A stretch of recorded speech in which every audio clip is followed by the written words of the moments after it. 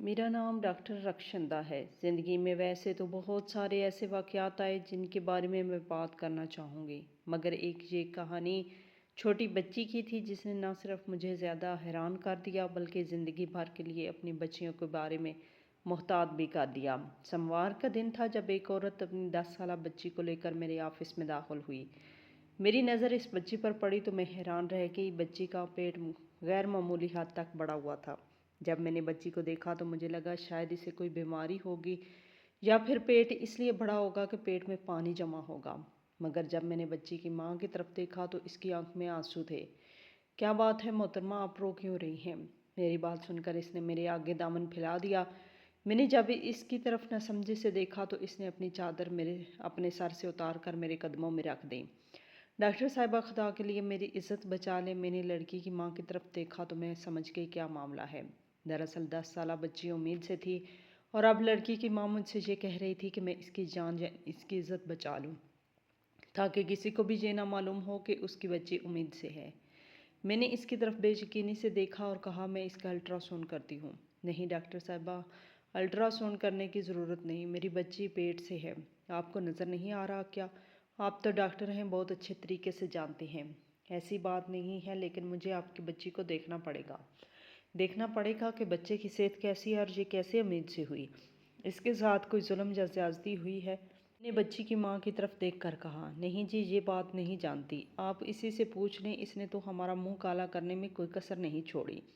इस औरत ने नफरत से अपनी बेटी की तरफ देखते हुए कहा।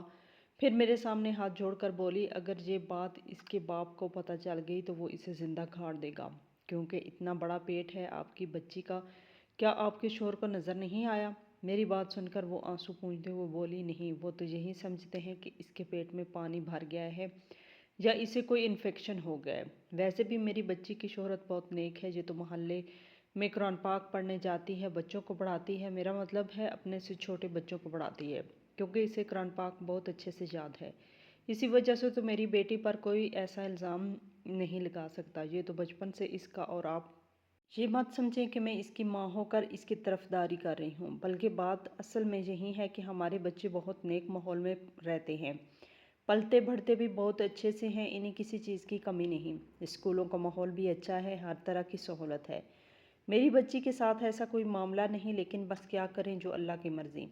ये कहकर इस औरत ने सर झुका लिया तो मुझे इस पर शक होने लगा था। ऐसा तो हो ही नहीं सकता कि बिना खुदा किसी आदमी के, बिना किसी जुल्म और ज़्यादती के ये बच्ची उम्मीद से हो गई। किसी ने तो कोई जुल्म किया होगा, नहीं तो इस माँ से लापरवाही हुई होगी, तभी तो इस बच्ची का ये हाल है। मैंने दिल में सोचा। मैंने देखा तो इसकी माँ मुझसे नज़रें चुरा रही थी। ऐसा लगता था कि इसकी माँ मुझे पूरी बात बताना नहीं चाहती।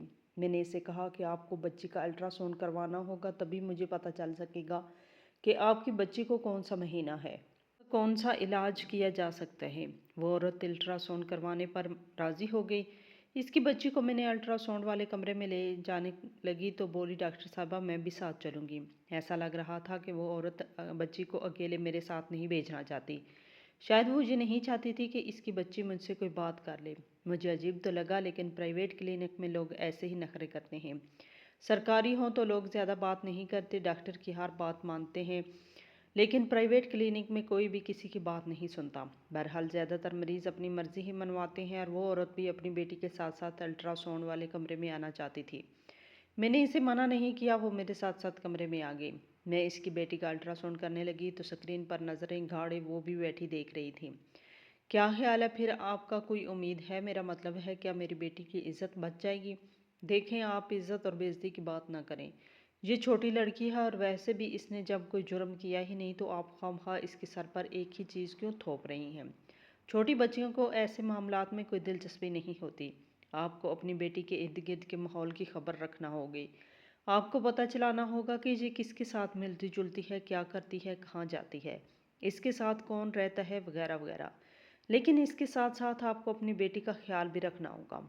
अल्ट्रासाउंड रिपोर्ट आते ही आपको पता चल जाएगा कि आपकी बेटी के साथ क्या मामलात होंगे। मैंने इस औरत को बता दिया, हालांकि मैं सब कुछ जान चुकी थी। अल्ट्रासाउंड को पढ़ना मेरे लिए कोई मुश्किल बात नहीं थी, पर मैंने आधा घंटा फिर भी सोच विचार की कि मैं इस औरत को क्या बात कहूँ।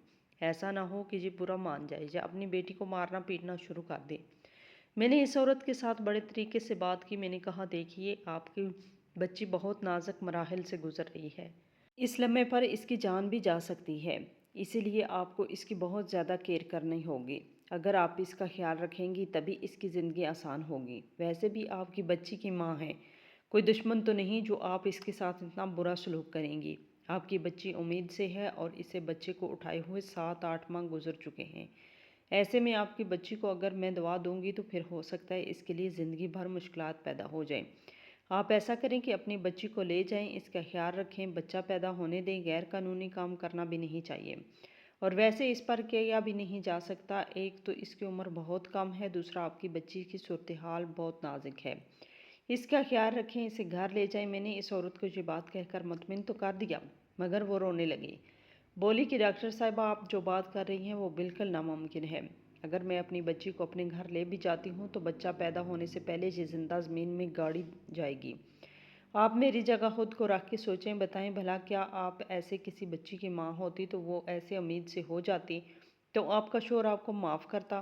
ساری باتیں تو بچی کی ماں پر ہی آتی ہیں، سوال اس کی تربیت پر اٹھتے ہیں۔ میں اسے گھر نہیں لے جا سکتی، آپ کوئی نہ کوئی اور حل نکالیں، ورنہ تو میرے لیے اپنی بچی کو چھوڑنے کے علاوہ اور کوئی چارہ نہیں ہوگا۔ میں اس عورت کی سنگ دلی دیکھ کر حیران رہ گئی۔ آپ اپنی بچی کو چھوڑ کر کہاں جائیں گی؟ آپ کی بچی کے علاوہ آپ کا سہارا ہی کون ہے؟ دیکھیے میڈم، یہ بات تو میں بھی نہیں جانتی، لیکن اگر آپ کے پاس کوئی حل ہے تو بتا دیں، کیونکہ یہ بچی یا تو موت کے منہ میں جائے گی یا پھر آپ اس کا کوئی علاج کر دیں۔ میری بات سن کر بچے کی ماں رونے لگی۔ تبھی میں نے بچی کی ماں کو ایک پیشکش کی۔ تب اس نے ایک عورت سے ایک بات کہی کہ اگر تم اپنی بچی کو میری کلینک پر ہی رہنے دو، بچہ پیدا ہونے تک اسے گھر نہ لے کر جاؤ، کیا یہ ممکن ہے؟ اس نے جھٹ سے کہا ہاں ایسا تو ممکن ہے، میں اپنے شوہر سے کہہ دوں گی کہ میں نے اپنی بیٹی کو اپنی بہن کے گھر بھیجا ہے، بہنیں تو سانجھی ہوتی ہیں، وہ میرا ساتھ دے دے گی، اسے بھی پتہ ہے کہ میری بچی کے ساتھ کیا معاملہ ہے، بس میں اپنے شوہر کو کسی طریقے سے قابو کر لوں گی۔ آپ بتائیں کیا آپ اس کام کے لیے کتنے پیسے لیں گی؟ وہ عورت بیمار بھی تھی اور ساتھ میں مجبور بھی، اپنی بیٹی کے لیے بہت پریشان ہو رہی تھی۔ میں نے اسے تسلی دی اور کہا کہ مجھے آپ سے کوئی پیسے نہیں چاہیے، میں تو بس اس بچی پر ترس کھا کے آپ کو یہ بات کہہ رہی ہوں۔ ویسے بھی میرے کلینک میں رات کے وقت کوئی نہیں ہوتا، میں ہی ہوتی ہوں، تو میں اس کا خیال رکھوں گی اور باقی کا وقت میں اسے اپنے گھر لے جاؤں گی۔ آپ کو اگر مجھ پر بھروسہ ہے تو پھر اسے یہیں پر چھوڑ جائیے۔ اس بچی کی ماں کو اور کیا چاہیے تھا، وہ تو پہلے ہی پریشان تھی، کہنے لگی کہ ٹھیک ہے میں اسے یہیں چھوڑ جاؤں گی۔ اس کے جانے کے بعد میں نے بچی سے پوچھا بیٹا کیا تم اسکول جاتی ہو؟ اس نے ساری باتیں بتا دی۔ میرا شک تھا کہ شاید اسکول میں وین والے نے اس کے ساتھ کچھ ایسی ویسی حرکت کر دی ہو جس کے نتیجے میں ایسا ہو گیا ہو، مگر ایسا بالکل بھی نہیں تھا۔ بچی نے مجھے ایسی کوئی معلومات نہیں بتائی، حالانکہ وہ ڈری ہوئی بھی نہیں تھی، لگتی تھا کہ بچی کے علم میں یہ بات ہے ہی نہیں کہ اس کے ساتھ ہوا کیا ہے۔ مجھ سے اپنے پیٹ پر ہاتھ رکھ کر معصومیت سے پوچھنے لگی ڈاکٹر صاحبہ کیا میرے بھی بچے ہوں گے؟ میں اماں بن جاؤں گی؟ ہاں بیٹا تم اماں تو بن جاؤ گی، لیکن اس کے لیے تمہیں بہت احتیاط کرنے کی ضرورت ہے۔ ساتھ ہی میں نے اسے اچھل کود کرنے سے منع کیا، بس تمہیں اپنا خیال رکھنا ہوگا، آرام وغیرہ کرنا ہوگا، اپنے لیے دعا کرو اور یاد کرنے کی کوشش کرو، اگر کسی نے کبھی تمہارے ساتھ کوئی غیر معمولی رویہ رکھا ہو تو مجھے سچ سچ بتا دو۔ اس نے تو نفی میں سر ہلا دیا، بولی کہ آج تک ایسا کچھ بھی نہیں ہوا، مجھے کسی نے کچھ نہیں کہا۔ میں اس کی باتوں کو سمجھ تو رہی تھی مگر یقین نہیں آ رہا تھا۔ بچی کی ماں اگلے دن آئی، اس کے پاس حلوہ اور بہت ساری ایسی خشک چیزیں تھیں جو کہ میں اسے دے سکتی تھی۔ بچی کی ماں سے وہ سب کچھ لے لیا اور کلینک میں ہی رکھ دیا۔ بچی کی ماں نے یہ بھی کہا کہ وہ اسے گاہے بگاہے ملنے آتی رہے گی۔ بچی اپنی ماں کو یاد تو کرتی تھی مگر ساتھ ہی ساتھ پریشان بھی ہوتی تھی۔ خیر میں نے اسے کلینک میں ہی رکھ لیا۔ اس کے دن اب قریب آ رہے تھے، مجھے پریشانی بھی تھی کہیں اس بچی کا کیس کوئی غیر معمولی صورتحال اختیار نہ کر لے، کیونکہ میں نے تو اس کی ماں سے کہہ رکھا تھا کہ تمہیں پریشانی کی ضرورت نہیں، تمہاری بچی کا کیس میرے ہاتھ میں ہے تو میں اسے برباد نہیں ہونے دوں گی، نہ ہی اس کے مستقبل کا کوئی فرق آئے گا۔ خیر ولادت کے دن اس نے 2 خوبصورت بچوں کو جنم دیا۔ بچے گول مٹول پیارے اور صحت مند تھے۔ میں نے ان بچوں کو دیکھا، میری تو حیرت کی انتہا نہ رہی، وہ دونوں جڑواں بچے تھے۔ آج تک میں نے ایسا ہوتے ہوئے نہیں دیکھا۔ بچے کی صحت بہت خراب تھی، میں اسے اسپتال سے سیدھا گھر لے گئی۔ اب وہ بڑی بڑی عورت معلوم ہو رہی تھی، مجھے اس پر دکھ بھی ہو رہا تھا۔ میں نے اسے دوبارہ پوچھنے کی کوشش کی، اسے کچھ نہیں پتا تھا کہ وہ بچے اسی کے تھے، पर मैंने सख्ती से मना कर दिया कि घर में ये बात किसी को ना बताए। बच्ची को माँ को भी मैंने सारी हकीकत बता दी कि 2 बच्चे जो पैदा हुए हैं वो बच्चे मैं किसी बे औलाद जोड़े को दे दूँगी। आपको इसके बारे में फ़िक्र करने की ज़रूरत नहीं है। बच्ची की माँ अपनी तरफ से बेफ़िक्र हो गई। इसने मुझे हज़ारों रुपए दिए और बोली, आपका बहुत शुक्रिया, आपने इस मुश्किल वक्त में मेरा साथ दिया। मैंने अपने शौहर से कह दिया था कि मैं अपनी बच्ची को खाला के घर छोड़ आई हूँ। वो मुतमिन हो गया था। वैसे भी वो बच्चों की ज़्यादा खबर नहीं रखता, लेकिन अगर इसे ये पता चल जाता तो पता नहीं क्या होता। औरत ये कहकर चली गई थी। मेरे ख्याल में तो वो अब मुतमिन थे और इसकी फ़िक्र भी ख़त्म हो गई थी, मगर मुझे इसकी बेटी बार बार याद आ रही थी। ऐसा लगता था जैसे वो मुझे कुछ बताना चाहती थी, मगर मारे परेशानी की कुछ बता नहीं पाई। मैंने इससे मज़ीद कुछ नहीं कहा था। बच्ची के जाने के बाद मेरे कमरे में मौजूद नर्स ने मुझसे एक अजीब बात कही। बोली कि आपको नहीं लगता कि बच्ची की माँ का रवैया कुछ ऐसा था जिसे मैं मशकूक कह सकती हूँ? मुझे लग तो ऐसा रहा था जैसे, मगर मैंने सर झटक दिया। मैं फालतू की बातों में नहीं पड़ना चाहती थी। मैंने ये केस भी अपने जहन से भुला दिया। मेरे तो वहमो गुमान में भी नहीं था कि इस बच्ची को मुझे दोबारा भी देखना पड़ेगा। मेरे ख्याल में ये सबसे बड़ी मुसीबत थी जो इन लोगों पे आई थी, और यकीनन उन्होंने अगली ज़िंदगी में इस बात का ख़ास ख्याल रखा था। मुझे इस बात का भी मुकम्मल यकीन था कि वो माँ अब अपनी बेटी का ख़ास ख्याल रखेगी, इसे बाहर आने जाने नहीं देगी। न सिर्फ ये कि इसकी हर हरकत पर नज़र रखेगी, बल्कि इसके मिलने जुलने वालों पर भी ध्यान रखेगी। मैंने यही सोचा था कि ये आखिरी और पहला वाक़या होगा जो इस बच्ची की ज़िंदगी में आएगा, मगर फिर वो हुआ जो मैंने सोचा भी नहीं था। तकरीबन 7-8 महीने गुजर चुके थे। वो बच्ची दोबारा मेरे क्लिनिक में दाखिल हुई। इस बार इसकी माँ भी साथ थी और बच्ची ने बहुत बड़ा सा दुपट्टा ओढ़ रखा था। बच्ची का कद काफ़ी हद तक बढ़ चुका था। लगता था कि अब इसकी ज़िंदगी में कोई और मसला है।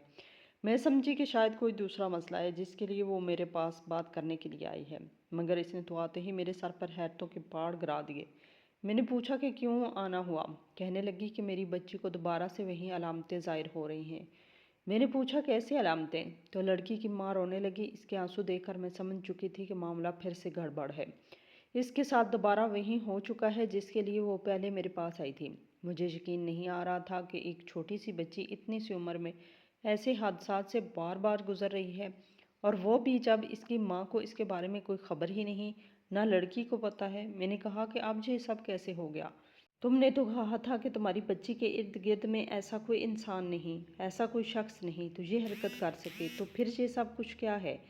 लड़की की माँ रोते हुए बोली, डॉक्टर साहिबा, मुझे तो खुद इस बारे में नहीं पता।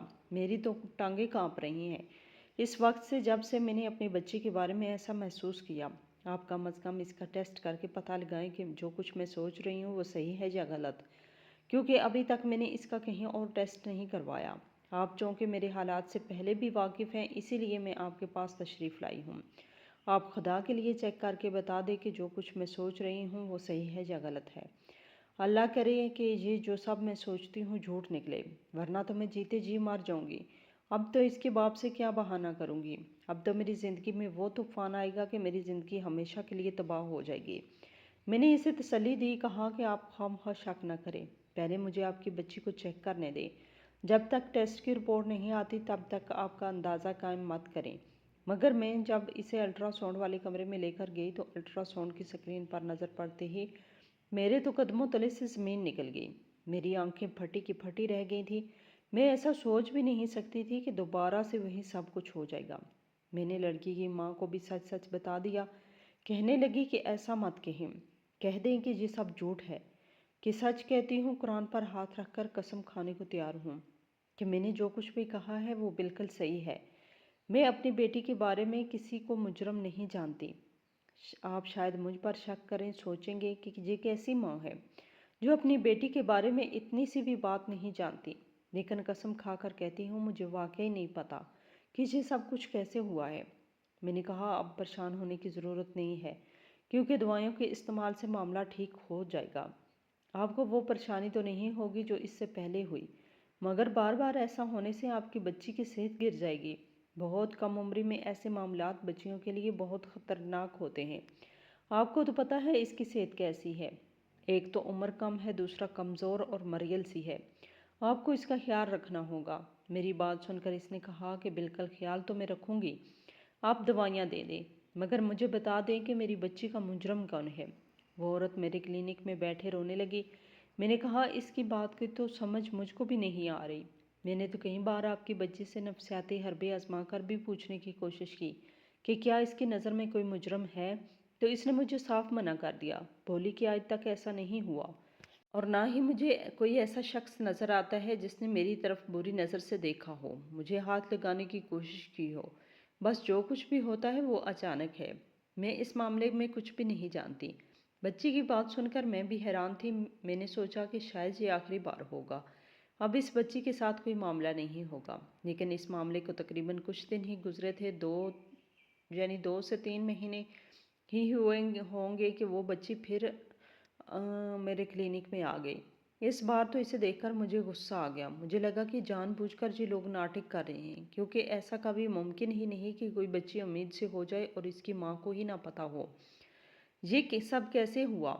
इस बार मैंने अल्ट्रासाउंड करने की भी सहमत नहीं की, बस दवाइयाँ लिख कर दे दी। मगर बच्ची की माँ बहुत परेशान थी, आंखों से बहते आंसू और साथ ही हाथ कांप रहे थे।